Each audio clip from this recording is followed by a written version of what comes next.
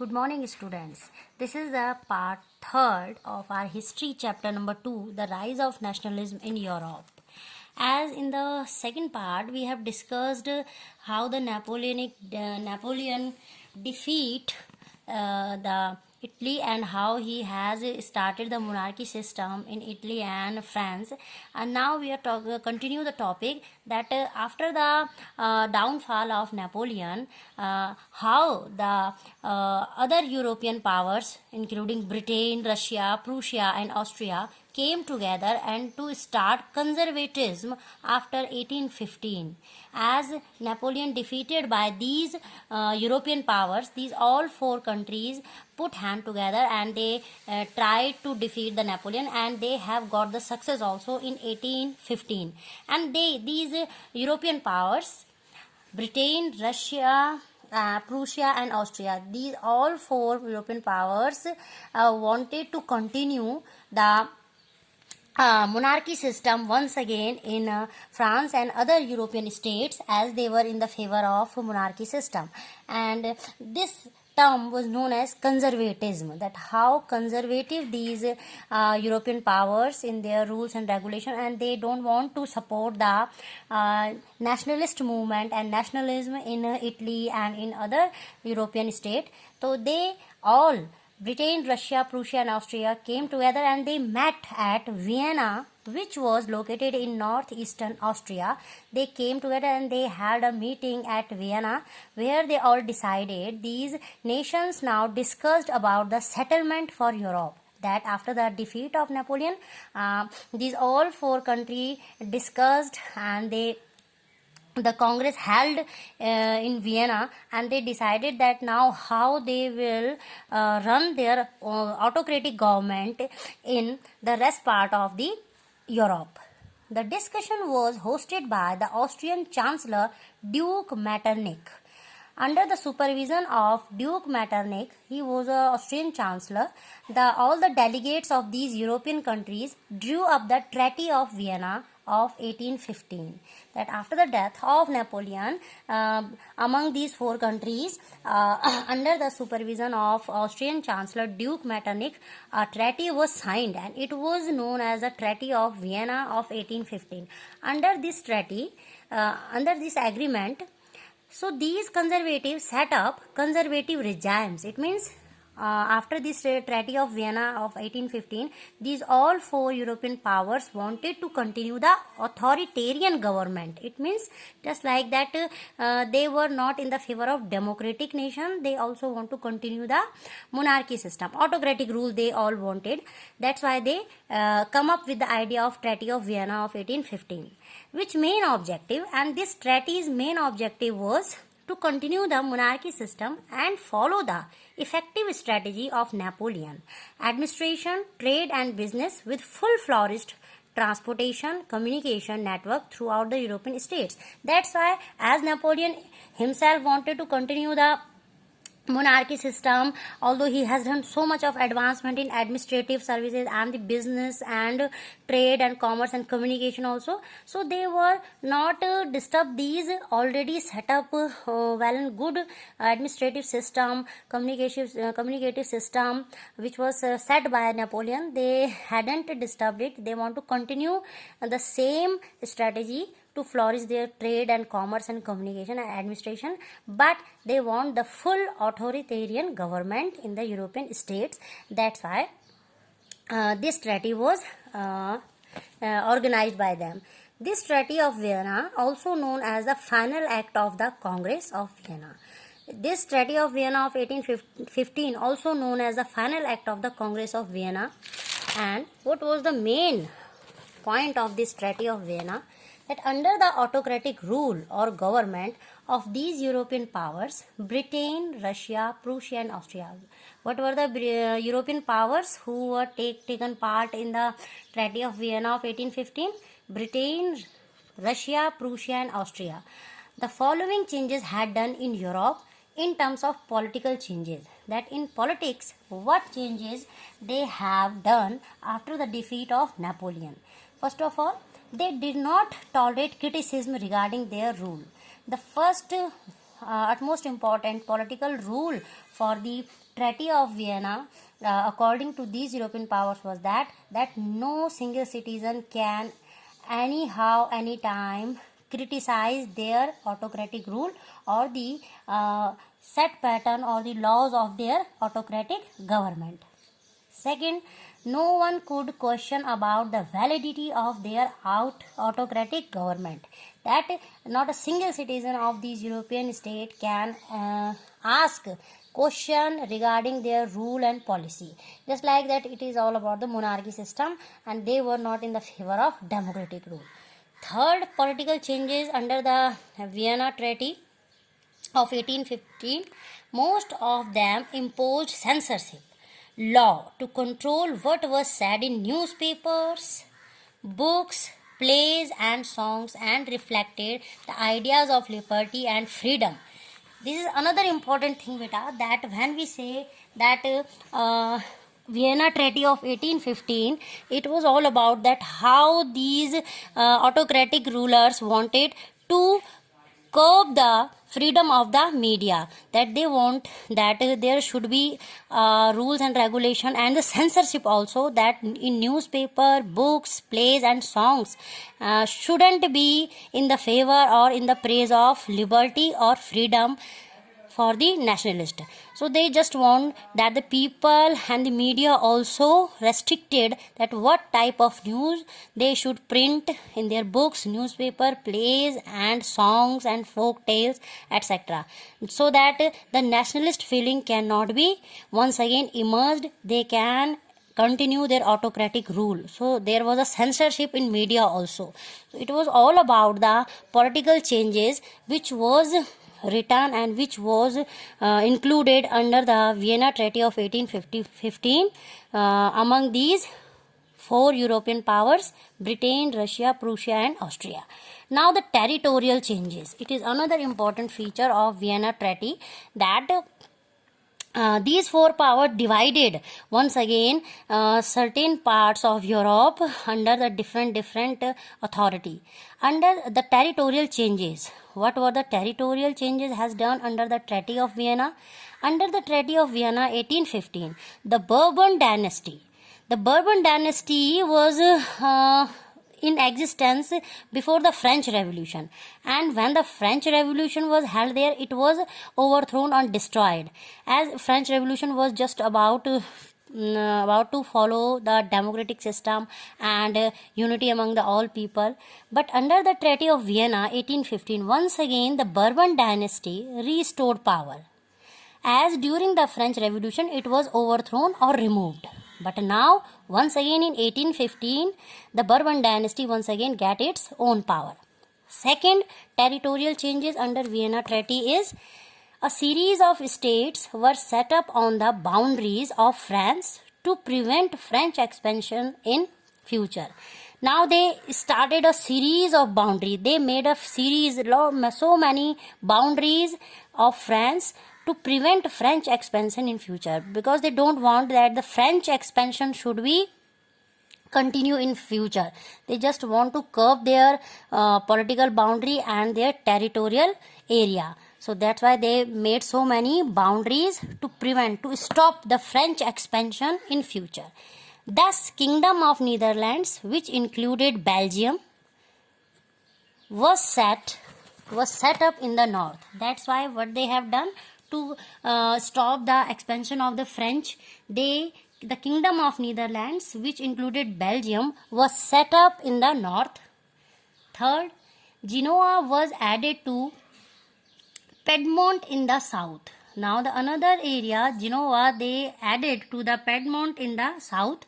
Fourth, Prussia was given importance new territories on its western frontiers. Now the Prussia was given the importance for the new territories at its western frontiers. So Prussia was having the power and importance for the new territories on its western frontiers. So the western area of the Prussia was having its own importance and it was given to it. Fifth, Austria was given control of northern Italy. For Austria, they have given the control of territorial area of the northern Italy.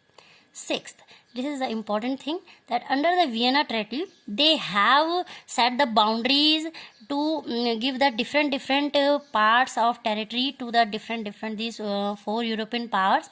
But the German Confederation of 39 states that had been set up by Napoleon was left untouched. This political area, this territorial area which was set up by the Napoleon, and it was German Confederation of 39 states, they hadn't touched it.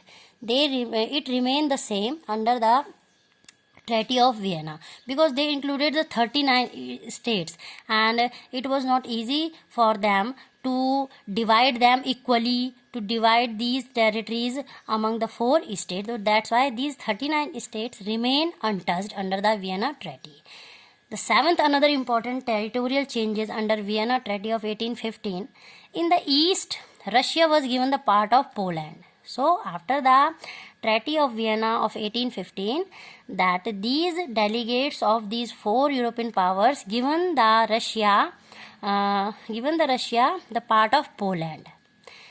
Eighth, Prussia was given a portion of Saxony. Now in return they have given the Prussia a portion, some portion of Saxony, and Saxony was a area in the eastern Germany. It was an area of eastern Germany. They have given the Saxony to the Prussia.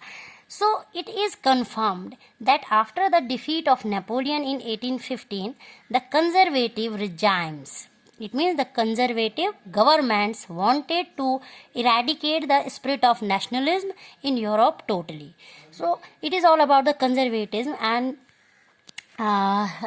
Duke Metternich was the vice chancellor under whom the Vienna Treaty was settled down, and the other you can say conservative also was there, who want to just stop and the nationalism feeling in Europe, and it was all about the after defeat of Napoleon in 1815.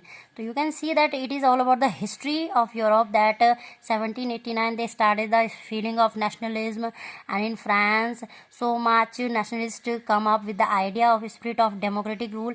Then again Napoleon came there, and he just continued the spirit of monarchy system. Then after seeing his success, the Britain, Russia, Prussia, Austria again attacked and defeat togetherly the Napoleon, and they again wanted to continue the monarchy and autocratic rule. So you can see how up and down to get the democracy in the European states it is all about. Now next, when we say that in 1815 there was so much of you can say conservatives all around, and how these great four countries, developed nation, were coming together to continue monarchy system. At the same time, there are so many European revolutionary who were in the favor of democratic rule, who want to support once again the idea of nationalism in the Europe.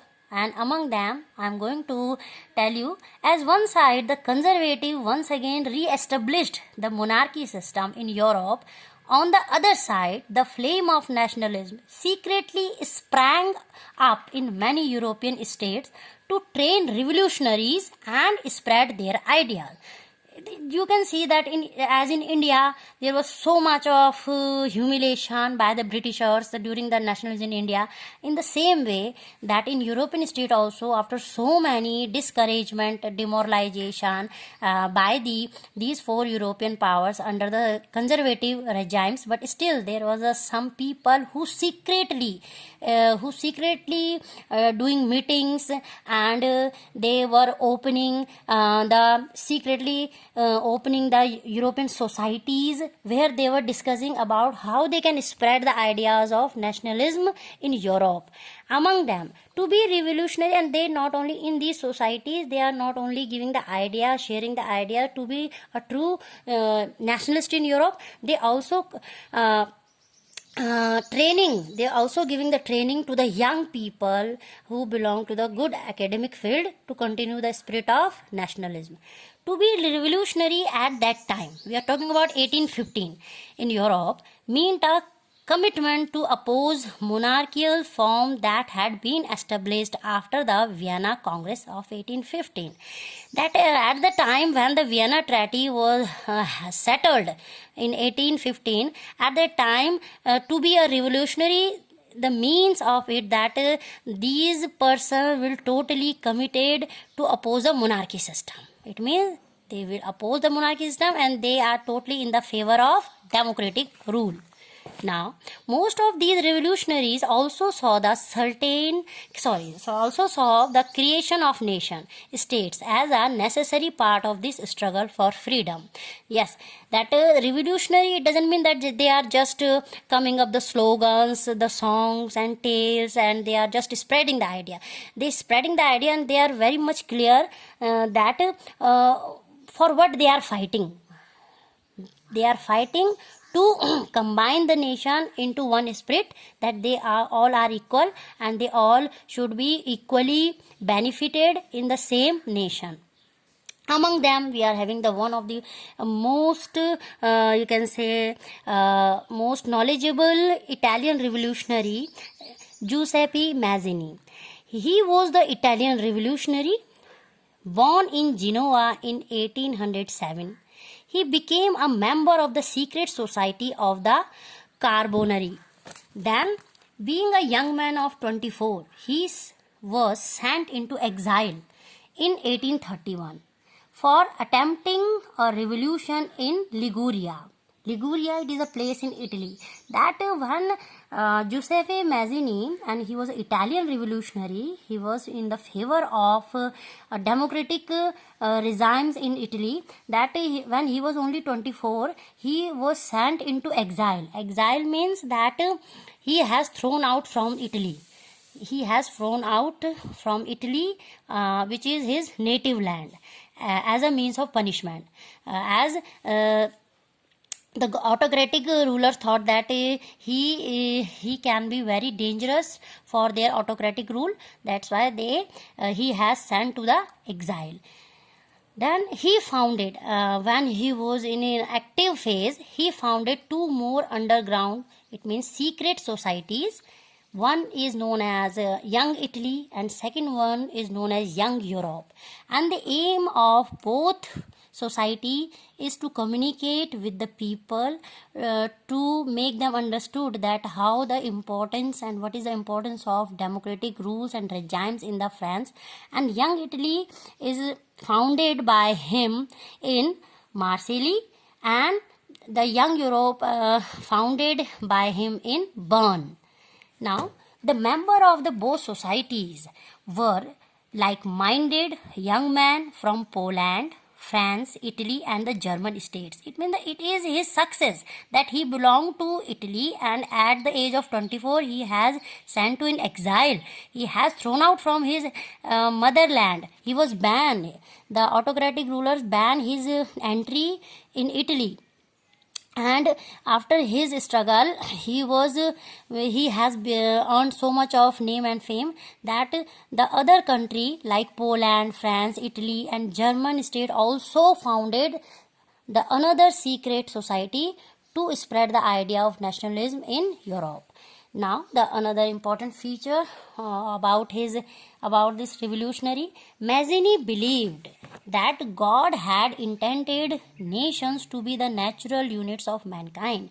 That it is all about his vision. He was a visionary man, and he was having the great belief that according to God, our first and most important reason to be a human being is that we should follow the nature of mankind. That we should first think that we all are equal, we all are blessed with the in a same manner by the God. That why should we are having the segregation of the society on the basis of the royalty, any economical background or the monarchy system. As in monarchy system there was first and second and third state on the basis of their economic state. So he said that the God is the supreme, and in front of God, as a God created us in an equal manner, so the political system should be in such a way where every citizen will feel the equality and security as well as the same opportunity. The another importance of his character is that according to him, Italy should not be the patchwork of small states and kingdoms. He believed that if the Italy will be divided into so many small states and kingdom, then there will be always lacking of unity and the strength. As you know, if we divided, then we will be weak. Anyone can defeat us, and if we are unite, then it will be tough to win us. So he believed in unity and one nation spirit. According to Mazzini, all these small divided states had to be forged into a single unified republic. It is all about that. It is that how he believed in unity, and he believed that, and it is his vision that all these small states of Italy should be mixed with one single unified republic nation. Only then he believed that if it will happen in Italy, only then the liberty of Italy and the Italian could be possible. If we will unite, according to him, he said that if the different kingdoms, small kingdoms, force together, the people unite together to make one nation, only then we can be having the possibility that Italy and Italian will feel the equality and the same happiness in terms of freedom in a democratic nation. It is all about the Giuseppe Mazzini as a revolutionary in Italy. Now, what was the effect of his action or his secret societies? Effect of his model of secret societies. The other countries like Germany, France, Switzerland and Poland also started to make secret societies within their boundaries for achieving the freedom and spread the idea of nationalism. That how famous he has become after his founded the Young Italy and the Young Europe, two societies. The other developed nation, Germany, France, Switzerland, Poland, they also start to make their own secret societies within their boundaries, and they were starting to make the society to achieve the freedom and spread the idea of nationalism. Mazzini visions of democratic republics frightened the conservative. There was a time when all these powers, Britain, Prussia, Austria, these all were frightened by the Mazzini's democratic republics. And it was a time that Duke Metternich described him. Duke Metternich described Giuseppe Mazzini as the most dangerous enemy of our social order. Although it was not right, but that it shows that how he commented Giuseppe Mazzini, that if the spirit of nationalism which is led by Mazzini will continue in Europe and Italy, then he quoted that he was the most dangerous enemy of our social order. And social order, it is all about that if he will be succeed, then their autocratic rule will be declined one day.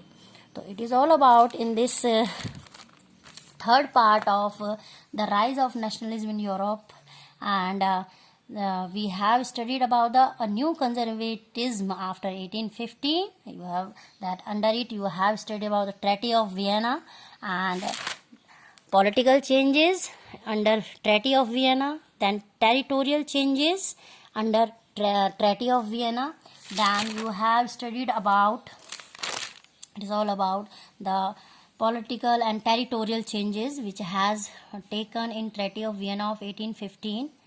Then you have studied about at the same time how the revolutionary was functioned at their level in the same time when conservative regime was set after defeat of Napoleon.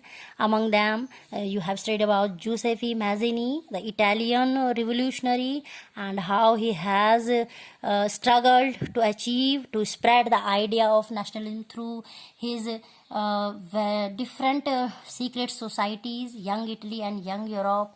And then it is all about that how the conservatism frightened by him, and Duke Metternich described him as the most dangerous enemy of our social order. It is all about the third part. and I hope you are listening the videos very properly and doing the homework at a proper manner. And the another suggestion, that is, so many students asked me that either they have to make these notes or not. So it is necessary that because any subject, and history is so deep, if you will not make these notes, then the whole idea of the chapter will be just washed away in a few seconds. So if you will practice history or any subject with the help of notes, so certain key points will be remain in your mind during the examination. At the same time, my purpose to make you the habitual practice to write something in SST, so that in examination there will be no issue to cover the whole question paper. Only 3 hours and so many questions are there. So keep on. You can pause the video, it is only 30 minutes video. You can pause it, then you can note down the notes. Daily it is necessary, mandatory to note down, because I am framing the notes from this NCERT books. Otherwise it will be too tough to learn the every pages. So, but the important things I am day by day noting down in the form of notes, and then you have to do the homework also.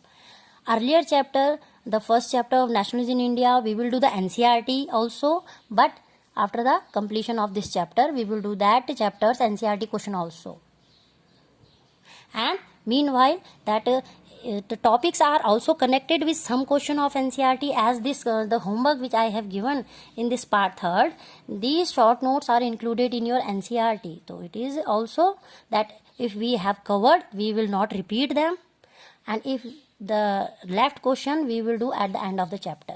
So note down the notes, do the homework, and every day you have to update your knowledge. Plus you can pause the video and you can see there is no need of any PDF. There is so much that I have given you the ideas in the form of notes, so you can go through with it. And we will do the remaining question of history, nationalism in India, when we will complete this chapter first. Then NCERT question we will do. Thank you. God bless you.